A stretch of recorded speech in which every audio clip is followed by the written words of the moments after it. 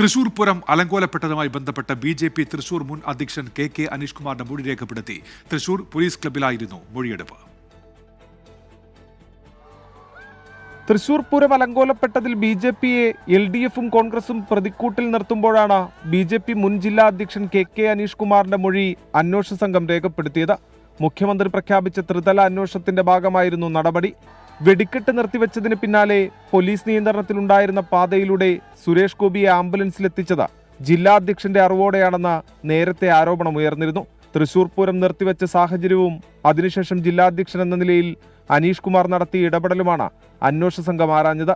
പോലീസിന്റെ ഭാഗത്തു നിന്നുണ്ടായ അനാവശ്യ ഇടപെടൽ അന്വേഷണ ഉദ്യോഗസ്ഥരോട് പറഞ്ഞുവെന്ന് കെ അനീഷ് കുമാർ. ഇത്തരം കാര്യങ്ങളൊക്കെ ഇവിടെ നടക്കുന്ന സമയത്ത് മന്ത്രി രാജൻ ഉൾപ്പെടെ സുനിൽകുമാർ ഉൾപ്പെടെയുള്ള ആളുകളൊന്നും സംഭവ സ്ഥലത്ത് വരാനോ ഈ പ്രശ്നം പരിഹരിക്കാനോ അവരുടെ ഭാഗത്തുനിന്ന് ഒരു ശ്രമം ഉണ്ടായിട്ടില്ല. അപ്പോൾ ഇത് ബോധപൂർവമാണ് എന്ന് ഞങ്ങൾ സംശയിക്കുകയാണ്. വരും ദിവസങ്ങളിൽ കൂടുതൽ പേരുടെ മൊഴിയെടുക്കാനാണ് അന്വേഷണ സംഘത്തിന്റെ തീരുമാനം. 24 തൃശൂർ.